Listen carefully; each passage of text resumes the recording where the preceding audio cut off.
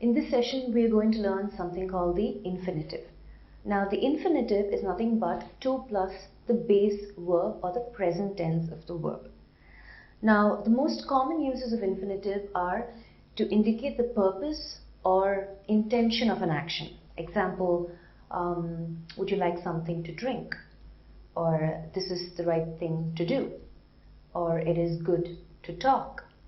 So in all those sentences, it's either expressing an intention or a purpose. And to drink, to talk are all the infinitives, to plus the base verb. Now there are 4 forms of the infinitive. Let's take a look at that. We have the simple infinitive. I've given the active and the passive of it. So to write, and the passive would be to be written. We have the continuous infinitive, to be writing, and which is the active, and the passive would be to be being written. We have the perfect infinitive. The active voice would be to have written, and the passive would be to have been written. And the perfect continuous infinitive, the active is to have been writing, and the passive is to have been being written. Okay.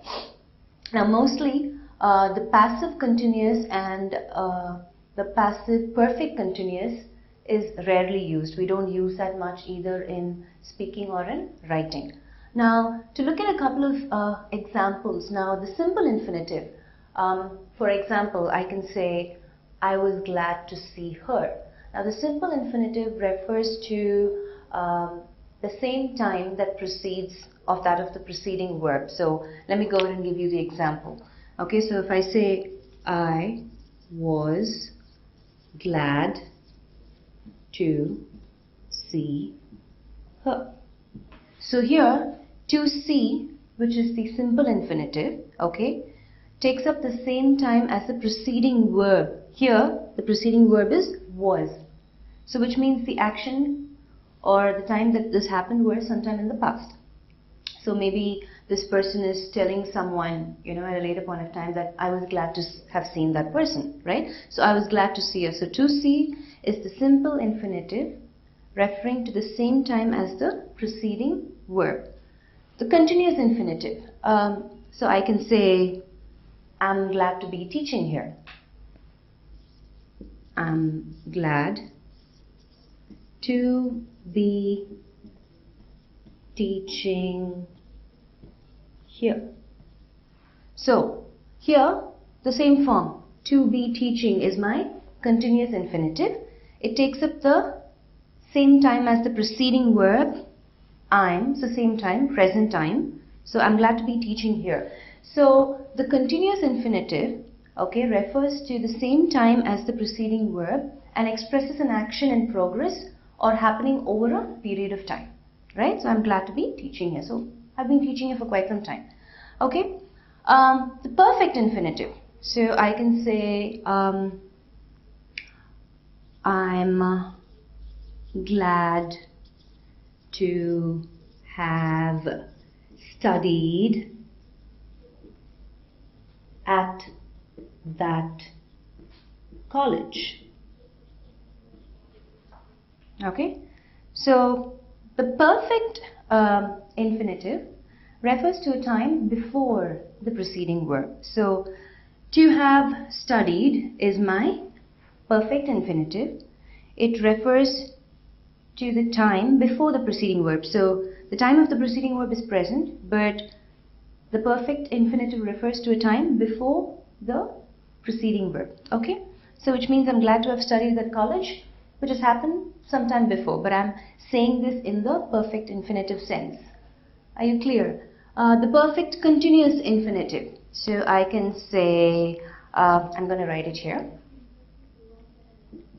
I'm glad to have been living in Bangalore for the last 10 years. So in this sentence, to have been living is my perfect continuous infinitive. Okay, again, perfect continuous infinitive refers to a time before that of the preceding verb, okay, and expresses an action in progress or happening over a period of time. Okay, are we clear? So these are the 4 forms, and in terms of the passive, to give you an example for the simple passive infinitive, I could say your assignment has to be typed. Your assignment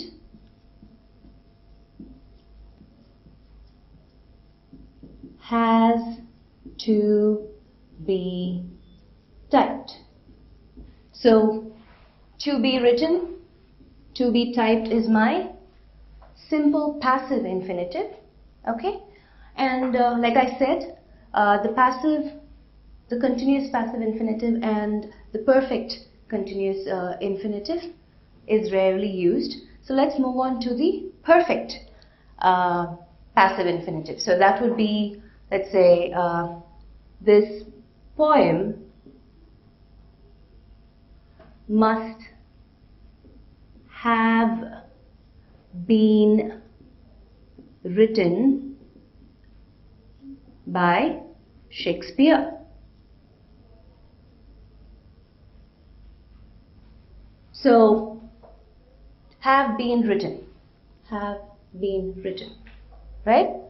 This poem must have been written by Shakespeare. So that's an example of the perfect passive infinitive.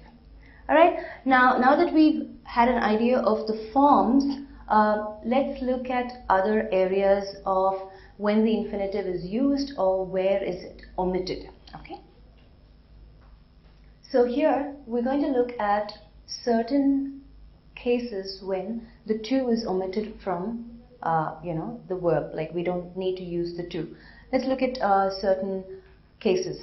The first one, well, the to is omitted after principal verbs like hear, feel, see, watch, know, make, help. Example, they made him wait for a day.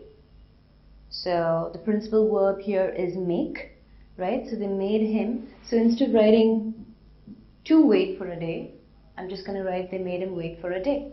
So this is one instance where the to is omitted, in the infinitive.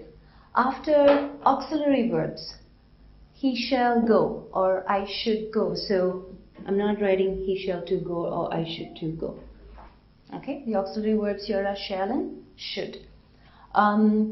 Third instance is after the conjunction then, right? I omit. So he is better able to walk than, instead of saying to run, I'm just saying then run. He is better able to walk than run. Okay. Also, after the preposition but, provided it is preceded by the verb do. So here the verb is do, right, which is my helping auxiliary verb. So here I'm not saying he did nothing but to laugh, I'm just saying he did nothing but laugh, right? So that is one instance where I omit the to. Also, it is taken off with the sentences that have had as a verb in phrases like had better or had sooner or had rather. So you had better tell her everything. So I'm not saying you had better to tell her everything. You had better. So phrases like had better, had sooner, had rather, right? I will omit the to again. So these are some of the cases where to is omitted. Now let's try and understand what are the kinds of infinitives